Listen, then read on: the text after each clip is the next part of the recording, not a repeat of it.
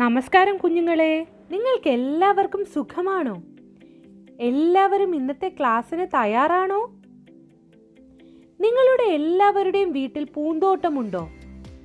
നിങ്ങൾക്ക് പൂന്തോട്ടത്തിൽ കളിക്കാൻ ഇഷ്ടമാണോ? നമ്മൾ ഇന്ന് പൂക്കളും പൂന്തോട്ടവും നിറഞ്ഞു നിൽക്കുന്ന ഒരു പാഠമാണ് പഠിക്കാൻ പോകുന്നത്.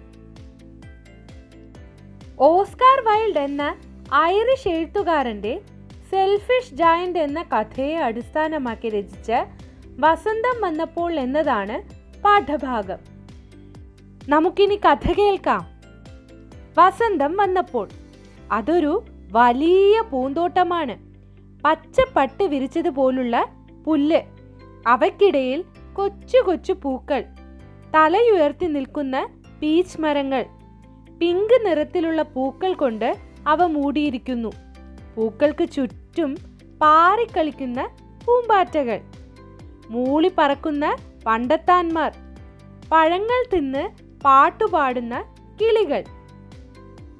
ഒരു ദിവസം ആ പൂന്തോപ്പിന്റെ ഉടമ തിരിച്ചെത്തി. ഒരു തടിയൻ. കുറെ കാലമായി ദൂരെ ഒരു കൂട്ടുകാരനോടൊപ്പം താമസിക്കുകയായിരുന്നു. പൂന്തോപ്പിലെ കാഴ്ച കണ്ട് അയാൾക്ക് അരിശം വന്നു. കുറെ കുട്ടികൾ അതാ അവിടെ കളിക്കുന്നു. ചെടികൾ പിടിച്ചു വലിച്ചും മരക്കൊമ്പുകളിൽ കയറി മറിഞ്ഞും അവർ തോട്ടമാകെ നാശമാക്കിയിരിക്കുന്നു. കോപം കൊണ്ട് അയാളുടെ കണ്ണുകൾ ചുവന്നു. കൊമ്പൻ മീശ വിറച്ചു. ആരാണ് നിങ്ങൾ? എന്താണ് നിങ്ങൾക്ക് ഇവിടെ കാര്യം? പരുക്കൻ ശബ്ദത്തിൽ അയാൾ അലറി. പേടിച്ചുപോയ കുട്ടികൾ പറന്നു. എന്റെ തോട്ടം എന്റേതു മാത്രമാണ്, ഒരാളും ഇവിടെ കയറി കളിക്കേണ്ട, അയാൾ പിറുപിറുത്തു. പൂന്തോപ്പിന് ചുറ്റും അയാൾ വലിയ മതിൽ കെട്ടി. അവിടെ എഴുതി വെച്ചു, അതിക്രമിച്ചു കിടക്കുന്നവർ ശിക്ഷിക്കപ്പെടും. അതോടെ കുട്ടികൾ പൂന്തോട്ടത്തിൽ കയറാതായി. മഞ്ഞുകാലം കഴിഞ്ഞു. വസന്തം വീണ്ടും വന്നു. നാട് മുഴുവൻ പൂക്കൾ നിറഞ്ഞു. പൂമണം പരത്തുന്ന കാറ്റും പാടുന്ന കിളികളും വീണ്ടും എത്തി. എന്നാൽ ആ തോട്ടത്തിൽ അപ്പോഴും മഞ്ഞുകാലം തന്നെ. ചെടികളും മരങ്ങളും മഞ്ഞുമൂടി കിടപ്പാണ്. പൂമ്പാറ്റകളോ കിളികളോ അങ്ങോട്ട് തിരിഞ്ഞു നോക്കുന്നേയില്ല. പുല്ലുകൾക്കിടയിൽ നിന്ന് ഒരു കുഞ്ഞു പൂവ് പതുക്കെ തലനീട്ടി നോക്കി. ഓ, മഞ്ഞ് മാറിയിട്ടില്ല, കുറച്ചുകൂടി ഉറങ്ങാം. അത് പതിയെ തല വലിച്ചു. മഞ്ഞിനും മൂടൽ മഞ്ഞിനും ബഹു സന്തോഷമായി. വസന്തം ഈ തോട്ടത്തെ ഒഴിവാക്കിയിരിക്കുന്നു.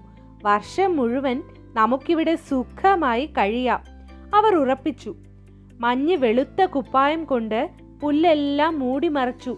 മൂടൽമഞ്ഞിന്റെ വെള്ള പുകയിൽ മരങ്ങൾ മങ്ങിപ്പോയി. തണുത്ത കാറ്റ് ചൂളമടിച്ചുകൊണ്ട് അവിടെയെല്ലാം ചുറ്റിയടിച്ചു. ഇടയ്ക്കിടെ മഞ്ഞുമഴ തകർത്തു പെയ്തു. രോമക്കുപ്പായവും കമ്പിളിപ്പുതപ്പും ഉണ്ടായിരുന്നിട്ടും തണുത്തു വിറച്ചുകൊണ്ട് തോട്ടമുടമ ഇടയ്ക്കിടെ ജനാല വിടവിലൂടെ പുറത്തേക്ക് നോക്കും. ഈ തണുപ്പുകാലം എന്താ മാറാത്തത്? പൂക്കാലം വരാൻ വൈകുന്നതെന്താ? ചുറ്റുപാടുമുള്ള തോട്ടങ്ങളിലെല്ലാം വസന്തത്തിന്റെ ഉത്സവമാണ്. വസന്തത്തിന്റെ വെളിച്ചം തടിയന്റെ പൂന്തോട്ടത്തെ തിരിഞ്ഞു നോക്കിയതേയില്ല. അയാൾക്ക് പുറത്തിറങ്ങാൻ പറ്റാതെയായി.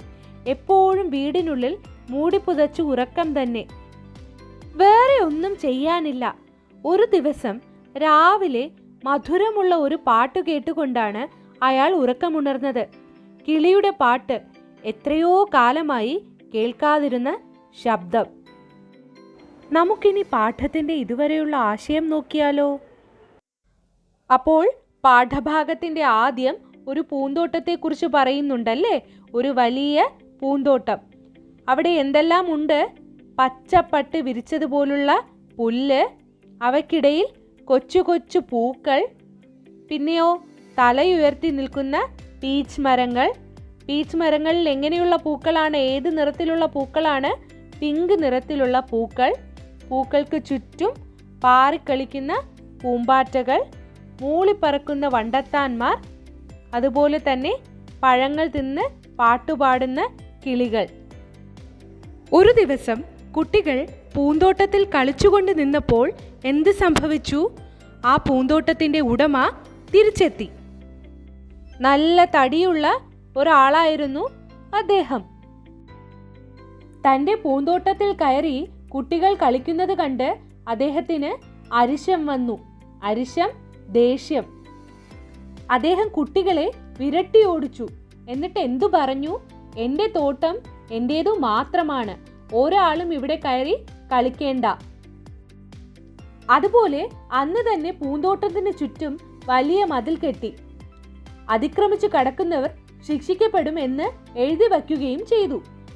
മഞ്ഞുകാലം മാറി, വീണ്ടും വസന്തം വന്നു. എന്നാൽ ഇദ്ദേഹത്തിന്റെ തോട്ടത്തിൽ മാത്രം വസന്തം വന്നില്ല. ചെടികളും മരങ്ങളും ഒക്കെ മഞ്ഞു മൂടി കിടന്നു. തടിയനാകട്ടെ തണുപ്പു കാരണം വീടിനുള്ളിൽ മൂടി പുതച്ച് ഉറക്കം തന്നെയായിരുന്നു. എന്നാൽ ഒരു ദിവസം രാവിലെ കിളിയുടെ മധുരമുള്ള പാട്ട് കേട്ടുകൊണ്ടാണ് അദ്ദേഹം ഉണർന്നത്. പിന്നീട് എന്താണ് സംഭവിച്ചത് എന്ന് നമുക്ക് അടുത്ത ക്ലാസ്സിൽ പഠിക്കാം. ഇതുവരെ പഠിപ്പിച്ച ഭാഗം നിങ്ങൾ എല്ലാവരും വായിച്ചു നോക്കണം. അടുത്ത ക്ലാസ്സിൽ കാണും വരെ നന്ദി.